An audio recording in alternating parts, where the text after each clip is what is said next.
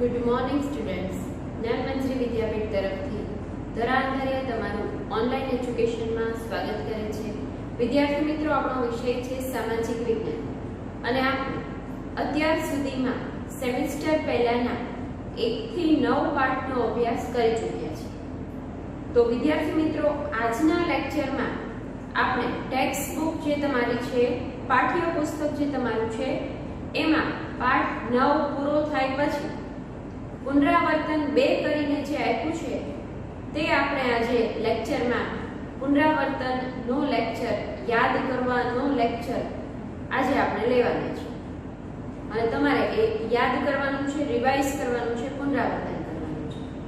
આ લેક્ચર એટલે આપવામાં આવ્યો છે કે તમે 1 થી 9 પાઠ ભણ્યા, એમાં વચ્ચે ઘણો બધો સમય આવ્યો હોય તો ઘણી વખત એવું બને કે છેલ્લું જે ભણાવેલું હોય એ યાદ હોય, અથવા પહેલા ઘણા સમય પહેલા ભણાવેલું થોડું ભૂલાઈ ગયું હોય, ડાઉટ રહી ગયો હોય, ક્લિયર કદાચ ન થઈ ગયું હોય.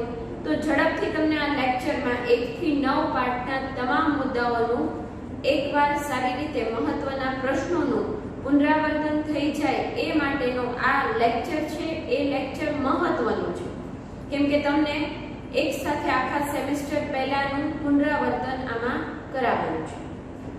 તો વિદ્યાર્થી મિત્રો, શરૂ કરીએ આજનો લેક્ચર પુનરાવર્તન 2. સૌપ્રથમ આપણે ફરીથી યાદ કરીએ તો 1 થી 9 પાઠની કે એમાં મહત્વના કયા કયા મુદ્દાઓની વાત આપણે કર્યા છે. તો પાઠ પહેલો હતો ભારતમાં યુરોપિયન પ્રજાનું આગમન. તેમાં ભારતમાં સૌપ્રથમ પ્રયાસ કરનાર, ભારત આવવાનો જળમાર્ગ શોધનાર બાર્થોલોમ્યુ ડાયસ, પછી કોલંબસ, અને સફળતાપૂર્વક એ નવો જળમાર્ગ શોધનાર વાસ્કો દી ગામા જે પોર્ટુગીઝ હતો. પોર્ટુગીઝોના પગલે પગલે અન્ય ઘણી બધી પ્રજાઓ ભારતમાં આવી, જેમાં ડચ લોકો, ફ્રેન્ચ લોકો, અને એમાંથી સૌથી બળવાન, શક્તિવાન અથવા તો સ્પર્ધામાં ટકી હોય એવી જે પ્રજા હતી એ અંગ્રેજો હતા.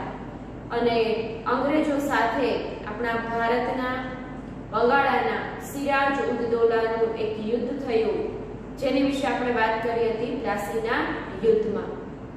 અને પ્લાસીના યુદ્ધમાં દગાખોરીથી સિરાજ ઉદ દૌલાનું ખૂન કરવામાં આવે છે અને એ લડતમાં અંગ્રેજો જીતી જાય છે. એની પછી આપણે એ પાઠમાં બક્સરના યુદ્ધની વાત કરી હતી કે બક્સરના યુદ્ધમાં જીત્યા પછી અંગ્રેજોને બંગાળા, બિહાર અને ઓરિસ્સાની દીવાની સત્તા પ્રાપ્ત થઈ. તો પહેલા પાઠમાં આ વાત કરી. બીજો પાઠ હતો આપણી આસપાસ શું. તેમાં આપણે પૃથ્વી પર જે 4 આવરણોની રચના થઈ છે તેની વાત કરી, જેમાં મૃદાવરણ, જલાવરણ, વાતાવરણ અને જીવાવરણનો સમાવેશ થાય છે.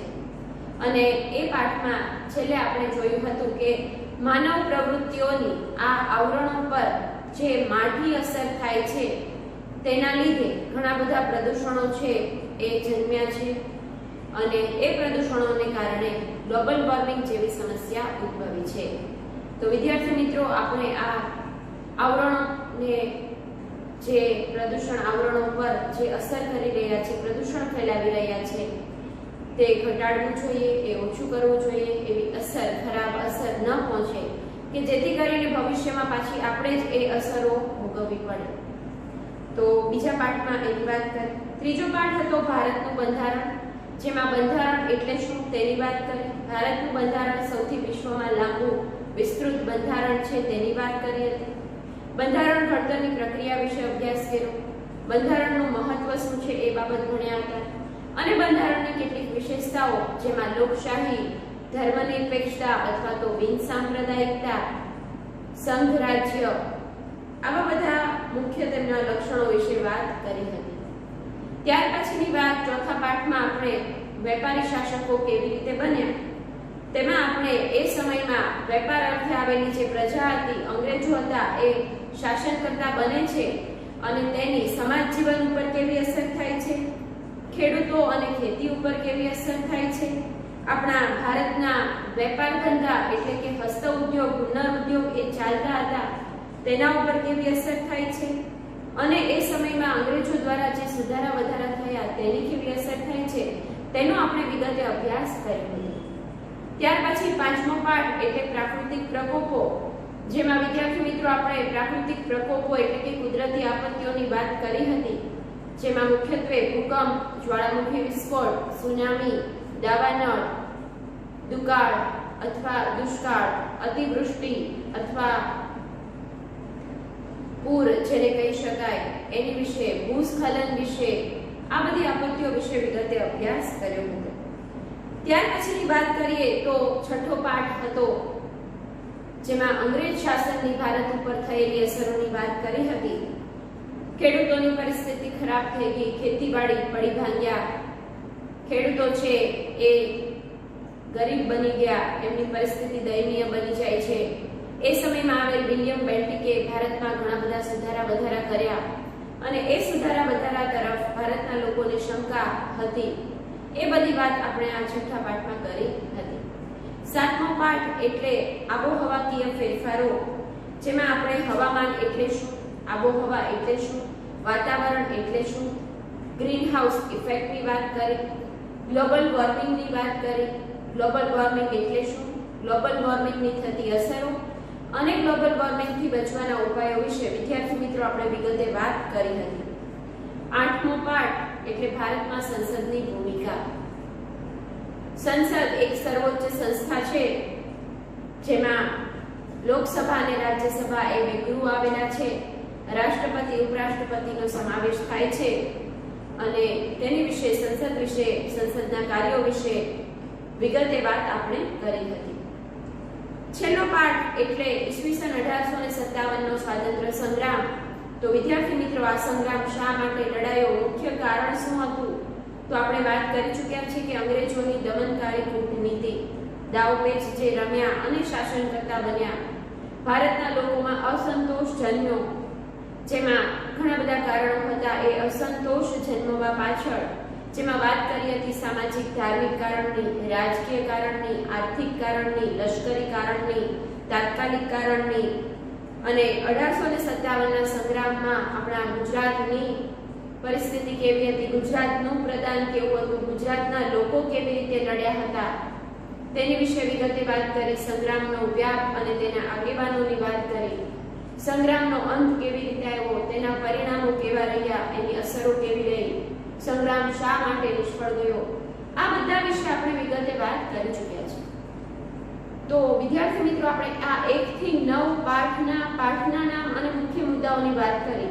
હવે ફરી પાછા કેટલાક પ્રશ્નો આવ્યા છે તેનું રિવિઝન કરી લઈએ અને ફરી પાછા ચાલો સમજી લઈએ. તો એમાં પહેલો પ્રશ્ન છે કે ભારતમાં કઈ કઈ યુરોપિયન પ્રજાઓ વેપાર કરવા આવી હતી? તો વિદ્યાર્થી મિત્રો ઝડપથી આપણે કઈ કઈ વેપારી પ્રજા આવી એ વિશે વાત કરીએ. તો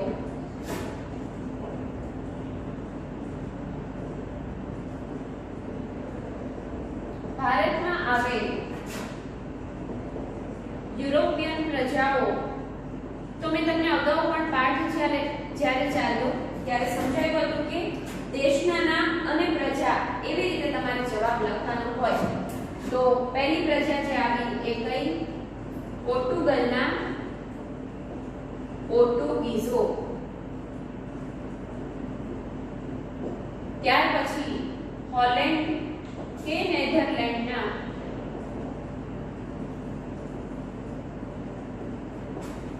ડચ લોકો. ત્યાર પછી ઇંગ્લેન્ડના અંગ્રેજો, ફ્રાન્સના ફ્રેન્ચો,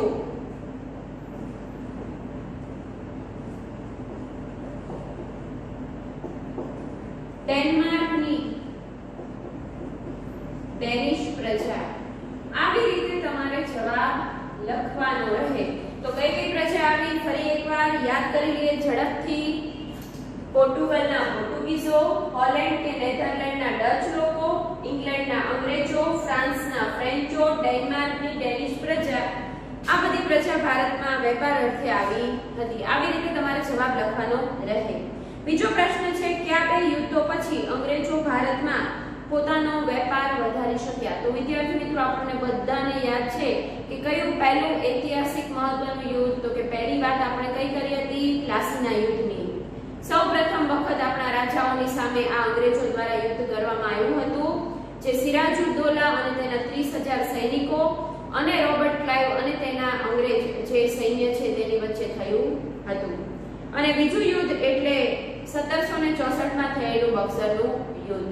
આ બંને યુદ્ધો પછી ભારતમાં અંગ્રેજો છે તે પોતાનો વેપાર વધારી શક્યા અને બંગાળ, બિહાર, ઓરિસ્સામાં દીવાની સત્તા પણ પ્રાપ્ત થઈ ગઈ. ત્યાર પછીનો પ્રશ્ન એટલે બીજા પ્રશ્નનો જવાબ શું આવશે? કયા બે યુદ્ધ? બે યુદ્ધો કયા? તો સાલવારી અને બંને લખવાનું આવે 1757 ના પ્લાસીનું યુદ્ધ.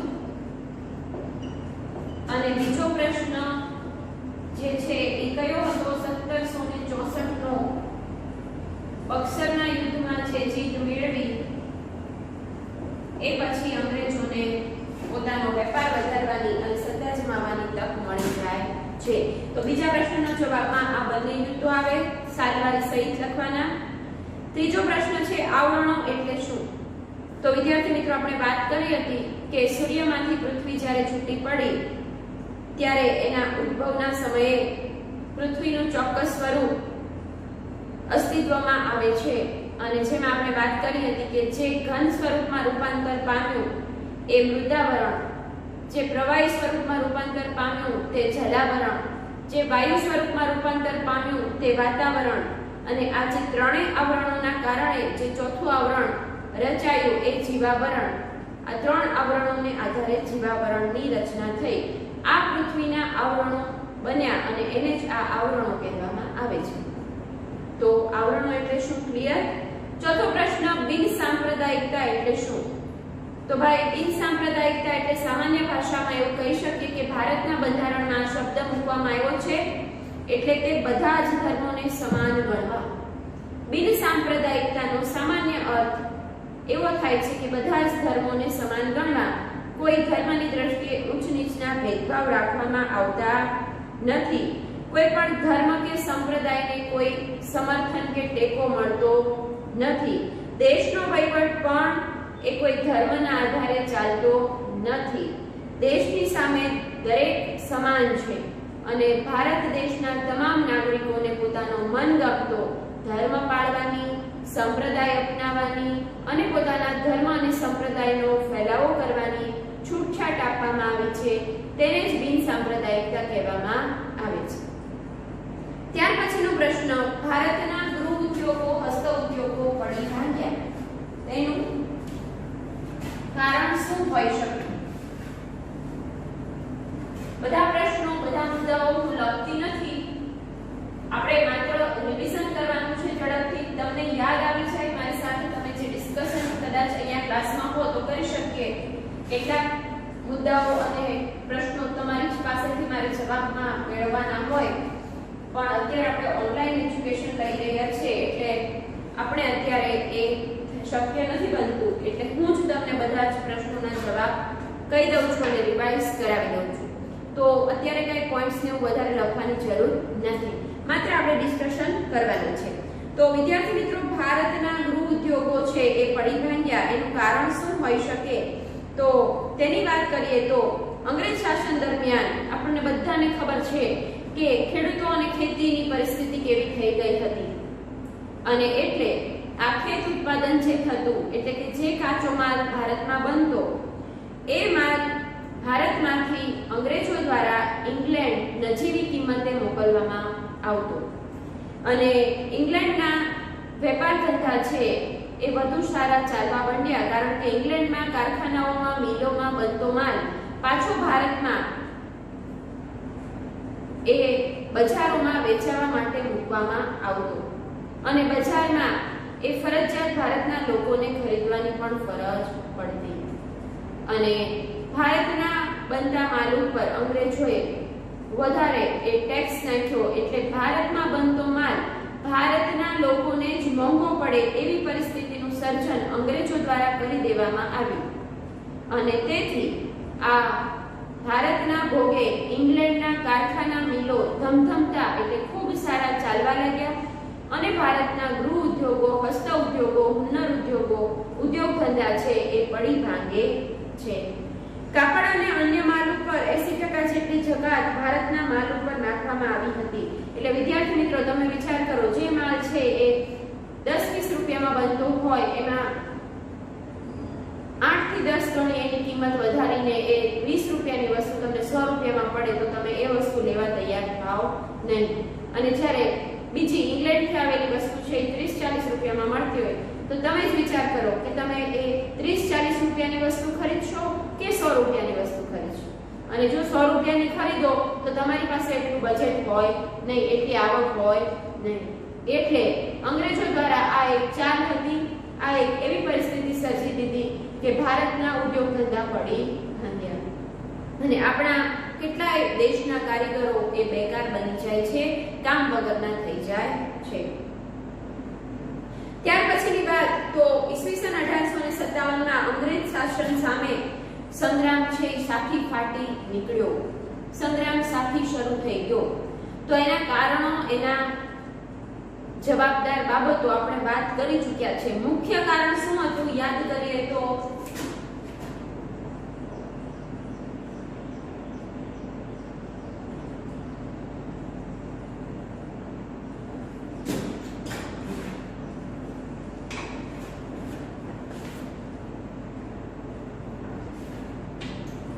ઈસવીસન 1857 ના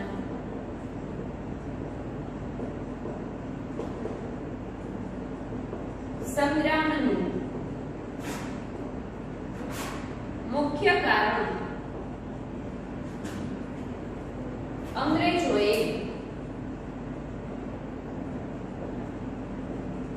સત્તા જમાવવા માટે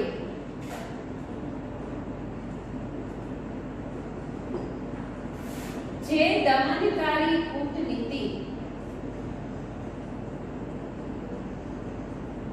અપનાવી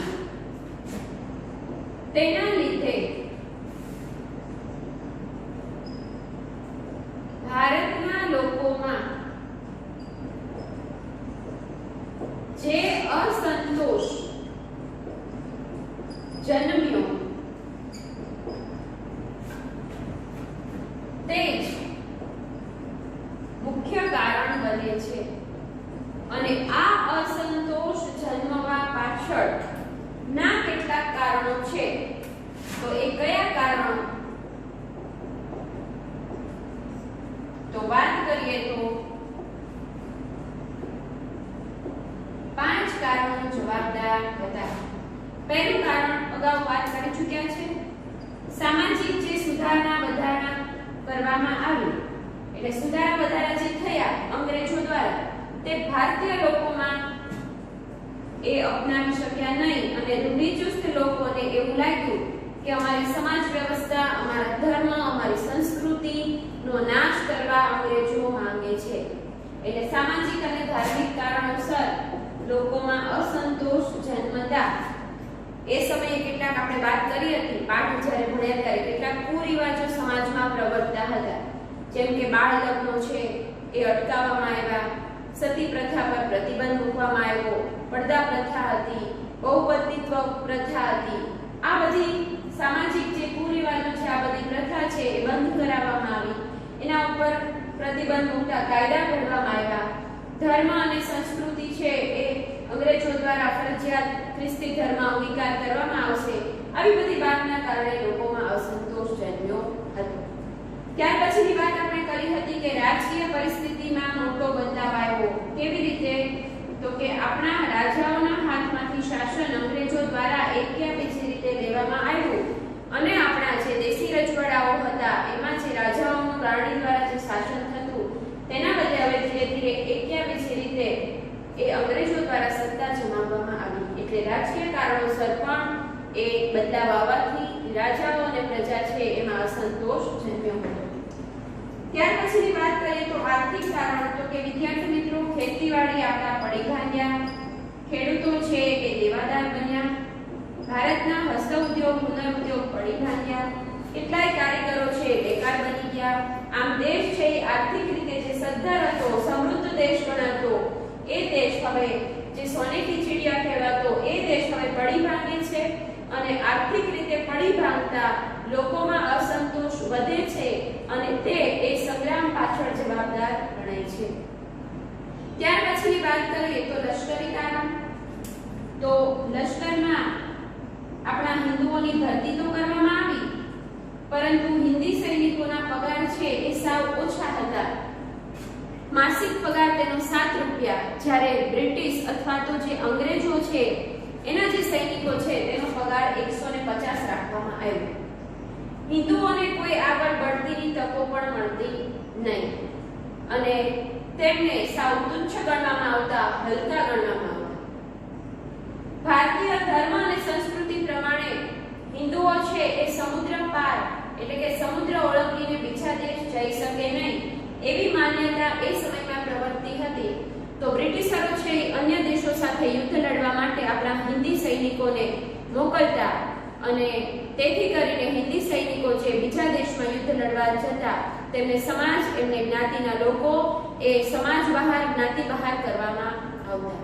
તો આ પરિસ્થિતિના કારણે લશ્કરમાં જે જોડાયેલા હિન્દુઓ હતા, હિન્દી સૈનિકો હતા, એ બધા પણ આ સંગ્રામ લડવા માટે તૈયાર થઈ જાય છે. અને છેલ્લું કારણ, મહત્વનું કારણ જે આપણે વાત કરી ચૂક્યા છે, કયું હતું તાત્કાલિક કારણ? એનફિલ્ડ નામની રાઇફલ નવી જાન્યુઆરી મહિનામાં દાખલ કરવામાં આવી અને તેમાં જે કારતૂસોનો ઉપયોગ થતો એ કારતૂસોની બનાવટમાં ગાય અને ડુક્કરના માંસનો ઉપયોગ થતો. અને હિન્દુઓને ગાય છે એ માતા ગણવામાં આવે છે. 33 કરોડી દેવતાઓનો એમાં વાસ હોય છે, એટલે એને મારીને એના માંસમાંથી જો બનાવી હોય તો એને ધર્મ વિરોધી બાબત ગણાય. અને મુસલમાનો ભલે માંસાહારી હોય, પરંતુ જે ડુક્કર એટલે કે ભૂંડનું માંસ છે એ લોકો માટે લેવું એ વર્જ્ય બાબત ગણાય. તો ભારતીય સૈનિકો જે હિન્દુઓ હતા એટલે કે હિન્દુ અને મુસલમાન બંને, તેમણે એનફિલ્ડ રાઇફલના વિરોધમાં એ સંગ્રામ લડવાનું નક્કી કર્યું અને તાત્કાલિક ધોરણે એ સંગ્રામ છે એ ચાલુ થઈ જાય છે. તો 1857ના કેટલા કારણો છે? મુખ્ય કારણ કયું?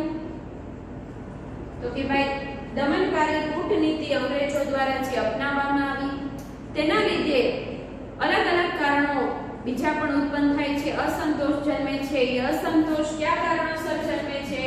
તો સામાજિક ધાર્મિક કારણો, રાજકીય કારણો, આર્થિક કારણો, લશ્કરી કારણો અને તાત્કાલિક કારણો.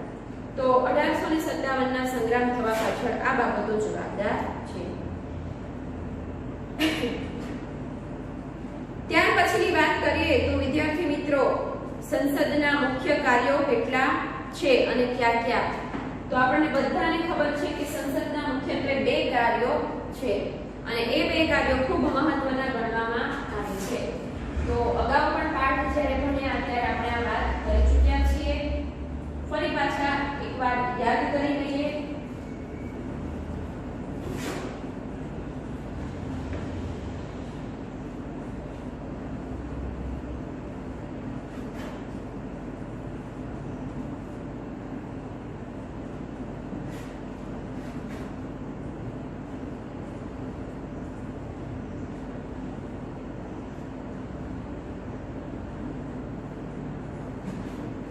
સંસદના મુખ્ય 2 કાર્યો છે જે આપણે વાત કરી ચૂક્યા છે.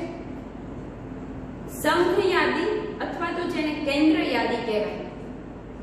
3 પ્રકારની યાદી હોય. આપણે વાત કરી હતી કે દેશનો વહીવટ ચલાવવા માટે કેન્દ્ર સરકાર, તેની નીચે રાજ્ય સરકાર અને તેની નીચે સ્થાનિક સરકાર હોય છે અને આવી રીતે આખા દેશનો વહીવટ ચાલે છે.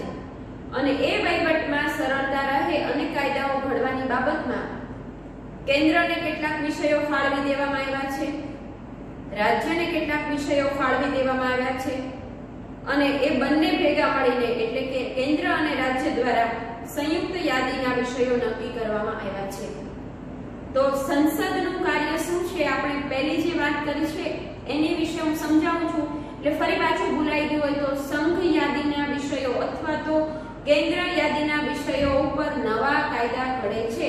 અને આ સંઘ યાદીના કેટલા વિષયો છે?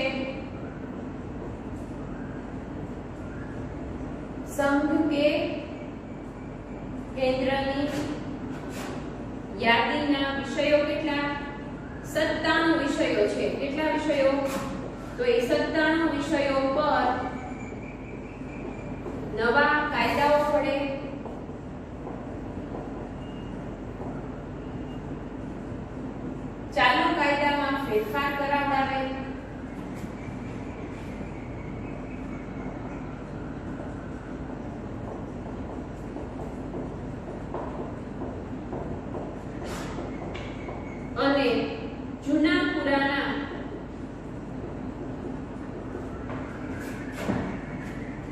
કાયદાઓ છે તેને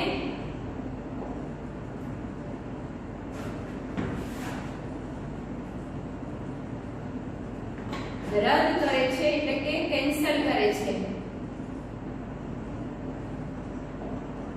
આ એનું પહેલું કાર્ય, કાયદા ઘડવાનું કાર્ય. હવે આવું તમને આપ્યું નથી પાઠમાં કેમ, પણ આ તો તમારી સમજ માટે છે કે સંઘ કે કેન્દ્રની યાદીના વિષયો પર જે કાયદા ઘડાય એ કોને લાગુ પડે? આખા દેશને લાગુ પડે. એ કાયદો છે એ કોને લાગુ પડે? આખા દેશને લાગુ પડે. 97 વિષયો પર જે કાયદા ઘડવામાં આવે છે તે આખા દેશને લાગુ પડતા હોય છે. બીજું મહત્વનું કાર્ય શું છે? તો કે તે સરકાર જે હોય છે તેને પ્રશ્નો પૂછે છે. કોણ સરકારમાં કોણ? તો કે વહીવટી જે તે અધિકારી કે વહીવટી વડા કોણ છે? તો કે વહીવટી વડા કોણ હોય? કારોબારીના વડા કોણ? વડાપ્રધાન. તેને પ્રશ્નો પૂછવાનું કાર્ય કરે, તેના કામકાજ વિશે જાણકારી પણ મેળવે છે અને તેને સરકારને નિયંત્રણમાં રાખે છે. તો એ બાબત પણ નોંધી લેશું, અગાઉ પણ નોંધી છે, પણ તમને ફરી વખત યાદ રહી જાય. આવા ટોપિક છે તમને ભૂલાઈ જતા હોય છે, તમારા માટે નવા છે. તો ફરી વખત તે સરકારને પ્રશ્નો પૂછે,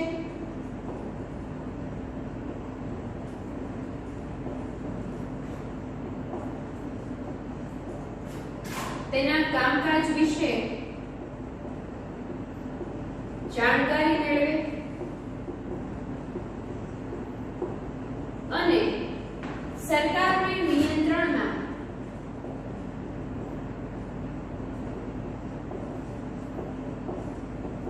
રાખવાનું કામ કરે છે. કેવી રીતે નિયંત્રણમાં રાખે?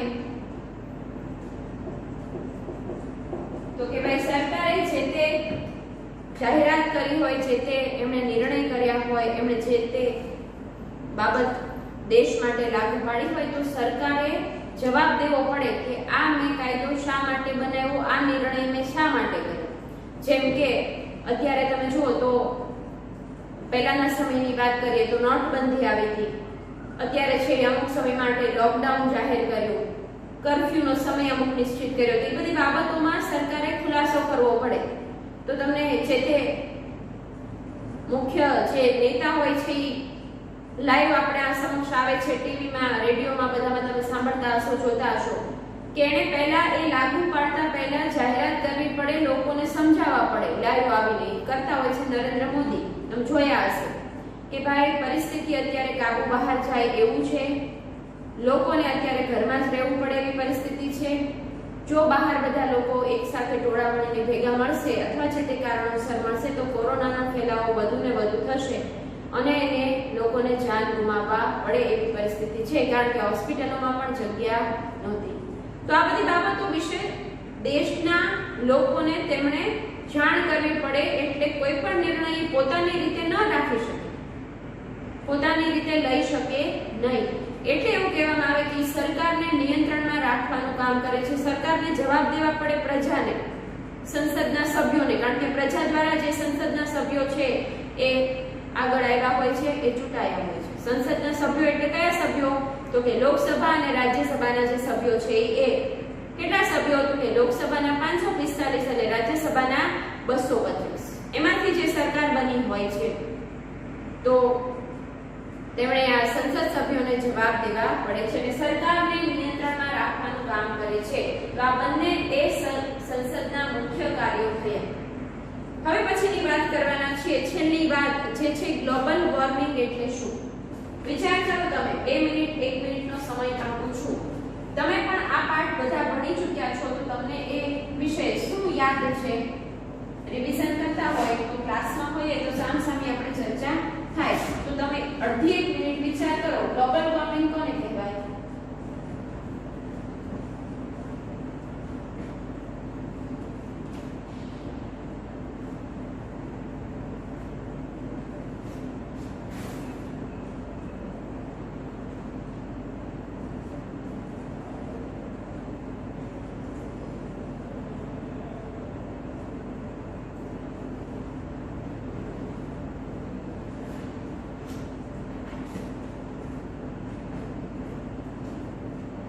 ચલો,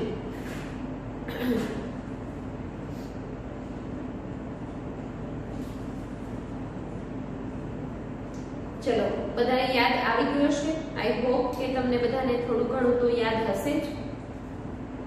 તો વાતાવરણને જે ગરમ કરનારા વાયુઓ છે એને આપણે શું કહીએ છીએ? ગ્રીન હાઉસ વાયુઓ. વાતાવરણને ગરમ કરનારા વાયુઓ ગ્રીન હાઉસ વાયુઓ. કયા કયા વાયુઓ ગ્રીન હાઉસ વાયુઓ છે એ પાછું ખબર હોવી જોઈએ. તો કયા કયા? તો કે મુખ્યત્વે carbon dioxide, carbon monoxide, methane, chlorofluorocarbon, nitrous oxide, halocarbon. આ બધા વાયુઓ છે એ વાતાવરણને ગરમ કરનારા એટલે કે ગ્રીન હાઉસ વાયુઓ છે. તેનું પ્રમાણ વાતાવરણમાં વધી જાય છે અને સૂર્યપ્રકાશમાંથી પણ એ ગરમીનો સંચય કરી અને એને પરાવર્તન પામીને પાછા જવા દેતા નથી. ઘણીવાર સૂર્યની ગરમી, તમે એ વાત સાંભળી હશે કે અત્યારે સૂર્યનો તાપ વધવા લાગ્યો છે, ગરમીનું પ્રમાણ વધવા લાગ્યું છે. અને એ પરિસ્થિતિ જે સર્જાય છે ને, આ વાયુઓનું પ્રમાણ વધી જવાથી અને સૂર્યપ્રકાશનો તાપ વધુ લાગવાથી પૃથ્વી પરનું જે તાપમાન વધી જાય ને એને ગ્લોબલ વોર્મિંગ કહેવાય. આપણે પહેલા કૃત્રિમ વ્યવસ્થાની વાત કરી હતી, ગ્રીન હાઉસ ઇફેક્ટ. જો તમને યાદ હોય તો કે ઠંડા પ્રદેશોમાં છોડના ઉછેર માટે, શાકભાજી ફળો થાય એ માટે ઠંડા પ્રદેશોમાં એવી કૃત્રિમ વ્યવસ્થા, કાચનું અને કાપડની છત વાળું ઘર બનાવવામાં આવે છે અને એમાંથી એ સૂર્યનો તાપ છે એમાં ગરમાવો અંદર જળવાઈ રહે એવી વ્યવસ્થા કરવામાં આવે છે. પણ અહીંયા આગળ કુદરતી રીતે એવું થાય છે કે સૂર્યની ગરમીના જે કિરણો છે એ પૃથ્વી ઉપર આમનામ રહે છે, કારણ કે ગ્રીનહાઉસ વાયુનું પ્રમાણ વધી ગયું છે, પૃથ્વીને ગરમ કરનારા વાયુઓનું પ્રમાણ વધી ગયું છે અને કુદરતી રીતે જે પૃથ્વી ગરમ થઈ રહી છે ને એને જ આ ગ્લોબલ વોર્મિંગ કહેવામાં આવે છે. એટલે પૃથ્વીની સપાટીનું તાપમાન વધેલું જોવા મળે છે. તમે 42, 45, 47 તાપમાન પણ થઈ જતું સાંભળ્યું હશે. તો તેનું કારણ છે ગ્લોબલ વોર્મિંગની અસર. હવે કેટલાક બીજા પ્રશ્નો વિશે પણ આપણે વાત કરવાના છે. તો પહેલો પ્રશ્ન એમાં આવ્યો છે કે પ્લાસીના યુદ્ધમાં અંગ્રેજો જો હારી ગયા હોત તો શું પરિસ્થિતિ થાય?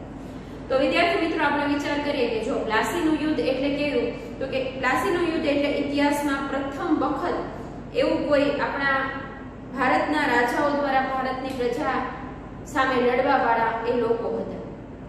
તો જો પ્લાસીના યુદ્ધમાં અંગ્રેજો જીતી ગયા હોત તો ભારતમાં ક્યારે એ સત્તાધારી થયા જ ન હોત, શાસન કરતા બન્યા હોત નહીં અને પોતાના જે વેપારી મથકો છે એ ગુમાવીને પોતાના દેશ પાછા ચાલ્યા જવું પડ્યું હોત તો ક્યારે આ અંગ્રેજ શાસન આપણા ભારત ઉપર આવ્યું હોત નહીં. જે અંગ્રેજો લગભગ 190 વર્ષ જેટલું શાસન તેમણે કર્યું તો એટલું એ શાસન કરી શક્યા હોત નહીં. આમ જુઓ તો પ્લાસીના યુદ્ધથી ગણીએ તો ક્યારે પણ આવે તો જુઓ, પ્લાસીનું યુદ્ધ એટલે 1757, પછી 1857 નો સંગ્રામ અને આપણને આઝાદી મળી 1947 માં. એ 1757 થી 1857 એટલે કેટલા વર્ષ? 100 વર્ષ. અને 57 થી 47 એટલે 90 વર્ષ. કેટલા વર્ષ થયા? 190 વર્ષ એ લોકો શાસન કરી શક્યા હોત નહીં જો અહીંયા પ્લાસીના યુદ્ધમાં તે હારી ગયા હોત. બરાબર? તો એ અંગ્રેજોની ગુલામી હેઠળ આપણો દેશ ક્યારે આવ્યો હોત નહીં. પછીનો પ્રશ્ન છે વિવિધ આવરણોને માનવ જીવન સાથે સીધો સંબંધ છે એવું શાથી કહી શકાય? તો કે ભાઈ જુઓ, બધા જ આવરણોની ઉપયોગિતા આના વિશે આપણે યાદ કરવી પડે તો તરત આ પ્રશ્નનો જવાબ મળે. તો કે મૃદાવરણ આપણને શું આપે છે? તો મૃદાવરણ આપણને રહેવા માટે, ઘર બાંધવા માટે જમીન આપે છે, ખેતી કરવા માટે જમીન આપે છે, રસ્તાઓ છે, પુલો છે, એ બધું આપણે આ મૃદાવરણને આભારી છે. આ મૃદાવરણ ઉપર, આ જમીન ઉપર આપણે મોટી મોટી બિલ્ડિંગો એટલે કે શાળા કોલેજો સ્થાપી શક્યા, હોસ્પિટલો બનાવી શક્યા, બેંક છે, પોસ્ટ ઓફિસ છે, એ તમામ સગવડો આ કોના ઉપર છે? મૃદાવરણને આભારી છે. પીવા માટે ચોખ્ખું પાણી આ મૃદાવરણ પર આપણને મળી રહે છે. એટલે ધંધા ઉદ્યોગો, વેપાર ધંધા આપણા ચાલે એ પણ બધું મૃદાવરણને આભારી છે. એટલે મૃદાવરણ છે એ આવરણ આપણને ઉપયોગી છે, સીધો સંબંધ છે. એવી જ રીતે જીવાવરણની વાત કરીએ તો વિદ્યાર્થી મિત્રો, જીવાવરણ મૃદાવરણને આધારે. જીવાવરણ જલાવરણને આધારિત છે, એટલે કે જલાવરણ ન હોય, પૃથ્વી પર પાણીનું પ્રમાણ ન હોય તો પણ કોઈ જીવ ટકી શકે નહીં. ખોરાક, પાણી, હવા વગર કોઈ ટકી શકે નહીં. તો જલાવરણની ભેટ પણ આપણને મળી છે, એટલે તમામ સજીવોને પાણી આ જલાવરણમાંથી પૂરું પડે છે. તેમાં મુખ્ય સ્ત્રોતો મહાસાગરો, સમુદ્ર, તળાવ, સરોવર, નદી, પાતાળમાં જે પાણી છે એ કુવા દ્વારા, બોર દ્વારા એ ખેંચીને પીવાલાયક મીઠું પાણી મેળવવામાં આવે છે. તો જલાવરણ સાથે પણ સીધો સંબંધ છે. જલાવરણ આપણને મીઠું પકવીને મીઠું પણ આપે છે, જે આપણા માટે ખૂબ જરૂરી છે. જલાવરણમાં ઘણી બધી પ્રવૃત્તિઓ પણ થતી હોય છે, જેમ કે માછલા છે એ મત્સ્ય ઉદ્યોગ કેન્દ્રો એ બન્યા હોય તો માછલા પકડીને એ આપણે ઘણા લોકો પોતાનું જીવન નિર્વાહ ચલાવતા હોય છે, આર્થિક પ્રવૃત્તિ કરતા હોય. સમુદ્રમાંથી જે સી ફૂડ મળે છે એનો પણ ઘણા ખોરાક તરીકે ઉપયોગ કરે છે. જલાવરણ છે એના વાટે એ એક જગ્યાએથી બીજી જગ્યાએ સમુદ્ર માર્ગે લોકો જાય છે. પહેલાના સમયથી યાદ કરીએ તો નવો જળમાર્ગ શોધાયો હતો. કયા માર્ગે શોધાયો હતો? જળમાર્ગ હતો. એ પાણી વાટે, સમુદ્ર વાટે આપણા દેશમાં આવ્યા હતા. તો જળમાર્ગ તરીકે પણ ઉપયોગી. વિદ્યુત પણ ઉત્પન્ન કરી શકાય છે. માછલા પકડીને મત્સ્ય કેન્દ્ર ચાલે છે, મીઠું મળે છે, પાણી પીવાનું ચોખ્ખું મળે છે. તો જલાવરણ સાથે સીધો સંબંધ છે. વાતાવરણ, હવા વગર તો કોઈ પણ વ્યક્તિ ટકી શકે નહીં. અને ઓક્સિજન, નાઇટ્રોજન વાયુઓ પૃથ્વી પરના જીવોને જીવંત રાખે છે. ચોખ્ખી હવા ન હોય તો અત્યારે કોરોનાની પરિસ્થિતિ હતી અને છે, કેટલાક અંશે હજી પણ છે. તો વિદ્યાર્થી મિત્રો, તમને ખબર હશે કે ઓક્સિજન લેવલ ઘટે અને ઓક્સિજન બહારથી એને માસ્ક લગાવીને એ આપવામાં આવતું હોય છે. તો કેટલું ચોખ્ખી હવા, આ ઓક્સિજનની કેટલું મહત્વ છે આપણને ત્યારે સમજાય. કેટલા મોંઘા એ ઓક્સિજનના બાટલા લઈ અને દર્દીઓ સુધી પહોંચાડવામાં આવતા. તો ઓક્સિજન અને નાઇટ્રોજન વાયુઓ છે પૃથ્વી પરના જીવોને જીવંત રાખે છે. ઓક્સિજન વિના કોઈ પણ મનુષ્ય કે કોઈ પણ પ્રાણી છે એનું જીવન શક્ય છે નહીં. નાઇટ્રોજન વાયુ ઓક્સિજનના જલદપણાને મંદ કરે છે. આમ તમે જુઓ તો માનવીને ખોરાક, પોશાક, રહેઠાણ, આર્થિક પ્રવૃત્તિઓ આ બધી જ જે તે જરૂરિયાત છે એ આ ત્રણેય આવરણોને આધારે મળી રહેતી હોય છે. કયા ત્રણેય આવરણો? મૃદાવરણ, જલાવરણ અને વાતાવરણને આધારે. તો આમ ઘણી બધી બાબતો આપણે જે સમજ્યા તેના આધારે આપણે કહી શકીએ કે હા, વિવિધ આવરણોને માનવ જીવન સાથે સીધો સંબંધ છે. ત્યાર પછીનો પ્રશ્ન છે, સાબુ, શેમ્પૂ, પાવડર વગેરે બનાવતા કારખાના છે એ વાતાવરણ માટે નુકસાન કરતા છે. શા માટે? તો કે આવા જે કારખાનાઓ હોય છે, કારખાના ચાલતા હોય છે, તેમાંથી જે પ્રદૂષિત હવા વાતાવરણમાં ભળે છે તે વાતાવરણને પ્રદૂષિત કરે છે, વાતાવરણને ગરમ કરે છે. વાતાવરણમાં ભળતા એ હવા અશુદ્ધ હવા થતા લોકો છે એ હવા શ્વાસ માટે પોતાના શરીરમાં જાય છે અને કેટલાક રોગોનો ભોગ બને છે. દરેક સજીવો માટે આ જે દૂષિત હવા છે એ માઠી અસર કરનારી છે. તેથી આવા સાબુ, શેમ્પૂ અને પાવડર બનાવવાના કારખાના એ વાતાવરણને નુકસાન કરે છે અને અંતે પાછા દરેક સજીવોને અસર કરે છે. પછીનો પ્રશ્ન, શું આજે કોઈ એવો નિયમ છે કે જે દેશની બહાર ભળાય છે તેનું પાલન આપણે કરવું પડે છે અને એ દરેક માટે હોય? તો હા, ઘણી બધી બાબતોમાં એ આંતરરાષ્ટ્રીય નિયમો છે એ દરેક દેશને લાગુ પડતા હોય છે. કેવા નિયમો? તો કે આંતરરાષ્ટ્રીય અણુશક્તિ સંસ્થા દ્વારા બહાર પાડવામાં આવે. આંતરરાષ્ટ્રીય વિકાસ મંડળ જે ડેવલપમેન્ટ છે, ઇન્ટરનેશનલ ડેવલપમેન્ટ ઓર્ગેનાઇઝેશન, એના દ્વારા પણ બહાર પાડવામાં આવે છે. વિશ્વ વ્યાપાર સંગઠન એટલે કે WTO, વર્લ્ડ ટ્રેડ ઓર્ગેનાઇઝેશન દ્વારા બહાર પાડવામાં આવે છે. વર્લ્ડ મીટિયોરોલોજીકલ ઓર્ગેનાઇઝેશન એટલે કે આપણે વાત કરી ચૂક્યા વિશ્વ હવામાન સંસ્થા છે તેના દ્વારા પણ કેટલાક નિયમો બહાર પાડવામાં આવે છે. પર્યાવરણને બચાવવા માટે પણ કેટલાક વિશ્વ સંગઠન પર્યાવરણને બચાવવા માટે કામ કરી રહ્યા છે. તો એ બધા દ્વારા જે નિયમો બહાર પાડવામાં આવે છે તે દરેક દેશને લાગુ પડે છે અને આપણે તેનું પાલન પણ કરવું પડે છે. ત્યાર પછીનો પ્રશ્ન છે, ગરમ પાણીના ઝરા જે છે એ ચામડીના દર્દીઓ માટે આશીર્વાદરૂપ બન્યા છે. શા માટે? તો કે ભાઈ ગરમ પાણીના જે ઝરા આ જ્વાળામુખી વિસ્ફોટ જ્યાં થયો હોય તેની આસપાસમાં કુદરતી રીતે જે સર્જાતા હોય છે તેમાં એ ગરમ પાણીના ઝરામાં જંતુનાશક દ્રવ્યોનું પ્રમાણ ઊંચું હોય છે અને એ પાણીથી નાહવાથી એ જંતુનાશક દ્રવ્યો હોવાથી ચામડીના જે રોગો હોય છે એ મટવા લાગે છે અને એટલે જ એવું કહેવામાં આવે છે કે ગરમ પાણીના ઝરા જે છે એમાં નાહવાથી, આ ગરમ પાણીનો ઉપયોગ કરવાથી એ ચામડીના દર્દીઓ માટે આશીર્વાદરૂપ સમાન સાબિત થઈ શકે. પછીનું છે, વિપ્લવના કાર્યોમાં બલિદાનની તીવ્ર ભાવના હોવા છતાં આ વિપ્લવ નિષ્ફળ ગયો. કયો વિપ્લવની વાત કરવામાં આવી છે? 1857ના સંગ્રામ નિષ્ફળ જવાની વાત કરવામાં આવી છે.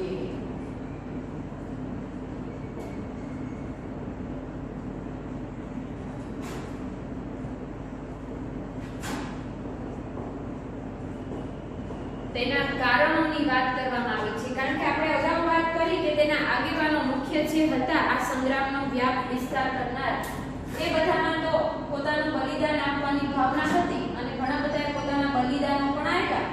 જેમ કે પ્રથમ એ શહીદ બન્યો મંગલ પાંડે.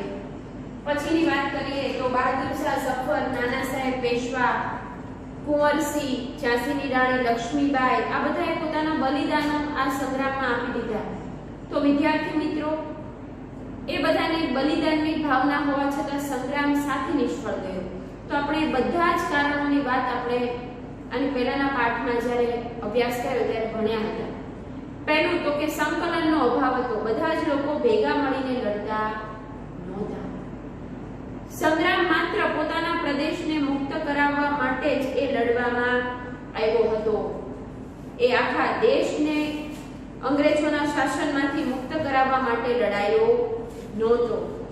ત્યાર પછીની વાત કરીએ તો નિશ્ચિત કરેલી તારીખ પ્રમાણે આ સંગ્રામ શરૂ થયો નહોતો, વહેલો શરૂ થઈ ગયો.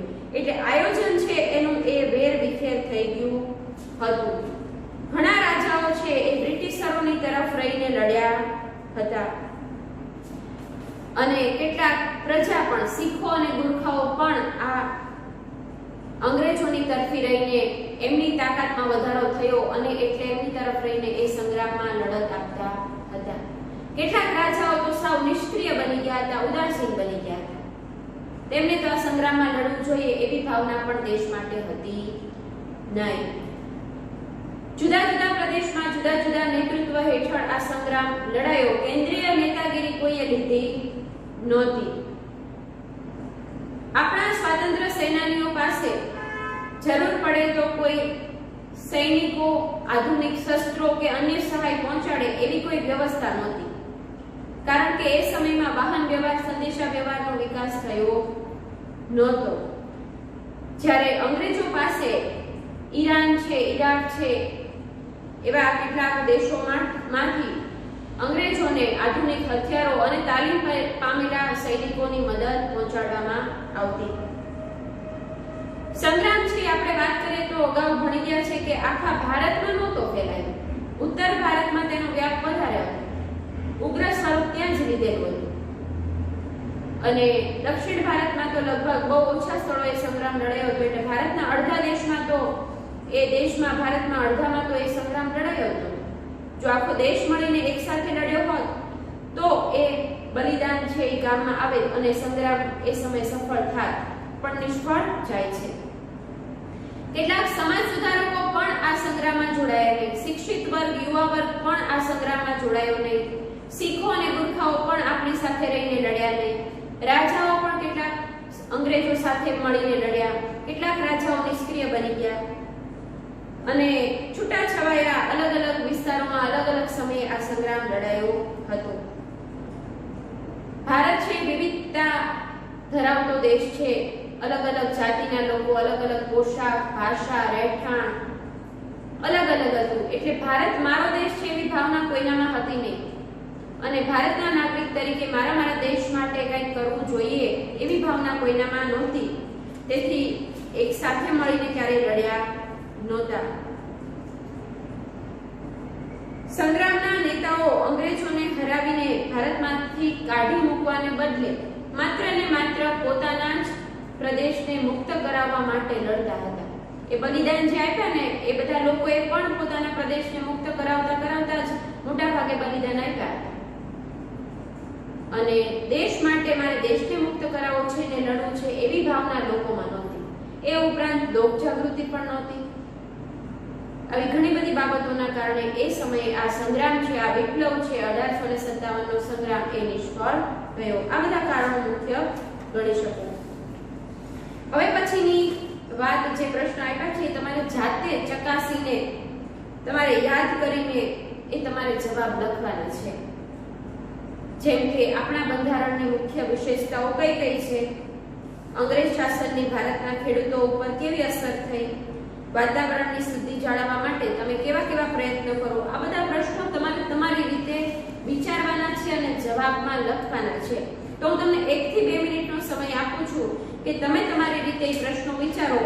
જો સામસામે હોત તો અગાઉ કીધું એમ આપણે ચર્ચા કરી શક્યા હોત, પણ અત્યારે પરિસ્થિતિ એવી નથી. તો આપણે અત્યારે માત્ર ને માત્ર તમારે વિચારવાનો અડધો 1 મિનિટનો સમય આપું છું. ત્યાં સુધીમાં તમે વિચારી લો. પહેલો પ્રશ્ન છે, વાતાવરણને શુદ્ધિ જાળવવા અથવા તો શુદ્ધ રાખવા માટે આપણે કેવા પ્રયત્નો કરી શકીએ? તો વાતાવરણમાં પ્રદૂષણ ફેલાવતા અટકાવવા કેવા ઉપાયો કરવા જોઈએ? એ એનો જવાબ છે.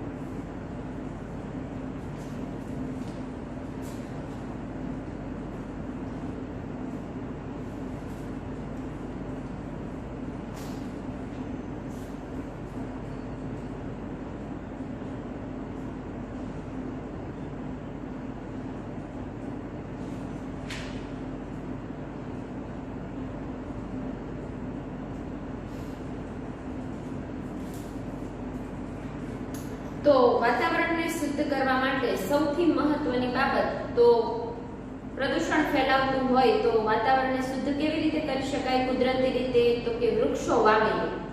તો પહેલો ઉપાય શું? તો કે હું વધારે ને વધારે વૃક્ષો વાવીશ, વૃક્ષોને કાપતા અટકાવીશ, વૃક્ષોનું જતન અને સંવર્ધન કરીશ. આ સૌથી પહેલો ઉપાય મહત્વનો ગણી શકે કે પ્રદૂષણ તો ચલો વધતું અટકાવવા તમે તમારી રીતે બનતા ઉપાયો કર્યા, પણ બીજા પ્રદૂષણ ફેલાવે છે એને પણ શુદ્ધ કરવું હોય તો એ કાર્ય કોણ કરી શકે? તો કે વૃક્ષો છે એ કાર્ય બહુ સારી રીતે કરી શકે.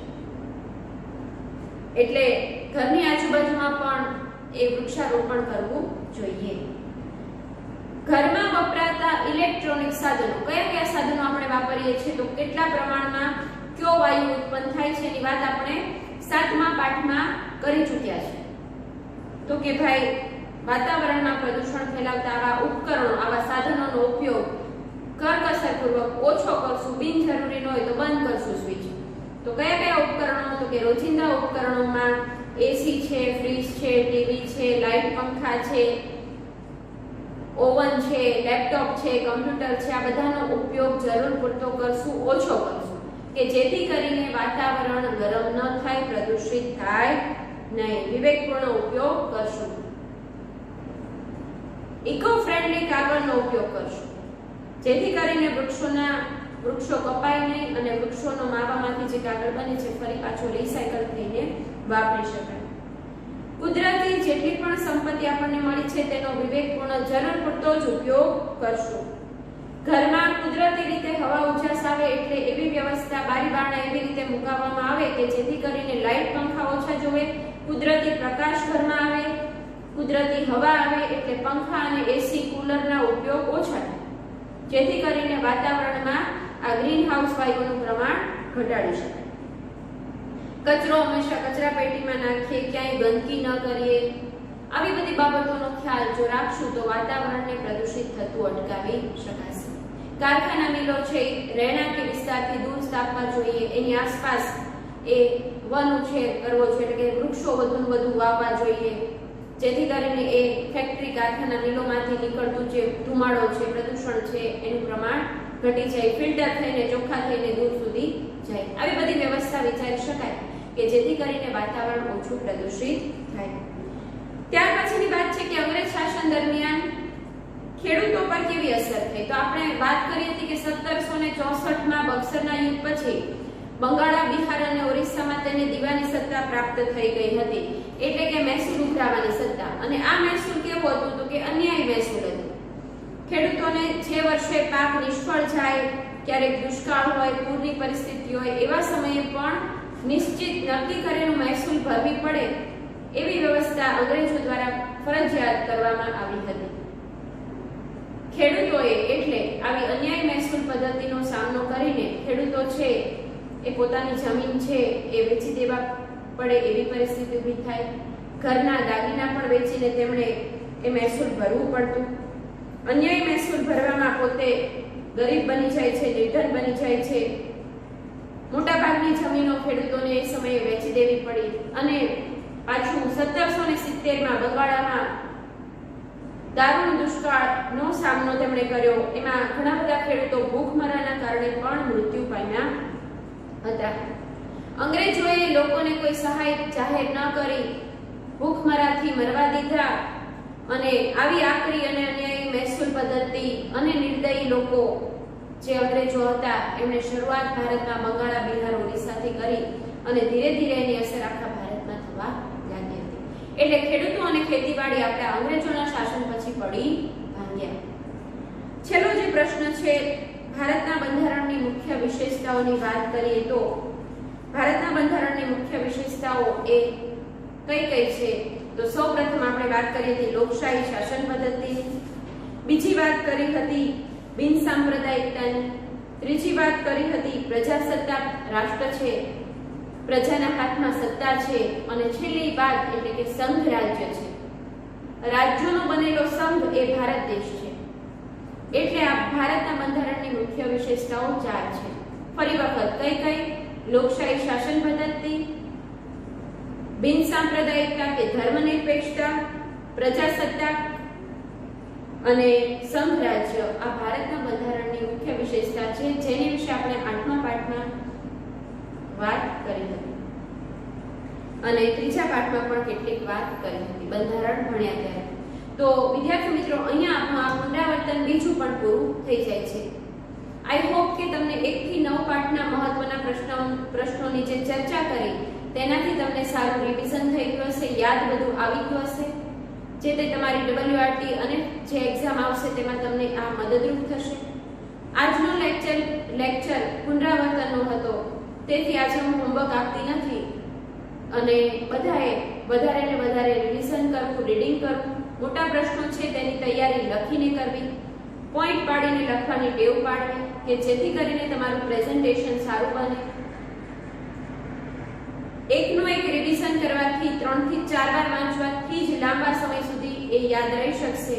માત્ર એક કે બે વાર વાંચીને ગોખીને વાંચેલું છે એ લાંબો સમય યાદ રહેશે નહીં. એટલે રિવિઝનનો હું આગ્રહ રાખું છું, વધુ ને વધુ રિવિઝન કરજો. રીડિંગ છે એ તમને અનુકૂળ આવે એવા સમયે કરજો, પણ રોજનું 1 થી 3 કલાકનું રિવિઝન કરવું, રીડિંગ કરવું જરૂરી છે. તો જ ફાઇનલ એક્ઝામ સુધીમાં એકથી બધા જ જે પાઠ હોય એનું તમને યાદ રહી જશે. કારણ કે એક સાથે તમને જમાડી દઈએ તો અઠવાડિયાનું જમી ન શકો, એવી જ રીતે ફાઇનલ એક્ઝામ વખતે બધા પાઠનું એક સાથે વાંચી શકાય નહીં, પાકું થાય નહીં. તો બધા સારી રીતે તૈયારી કરજો, વાંચજો અને જરૂર લાગે, ડાઉટ હોય તો મને સાંજે 7 થી 8 ની વચ્ચે ફોન કરીને ડાઉટ ક્લિયર કરી લેજો, ફોન કરજો. બધાને best reading, best of luck, good bye.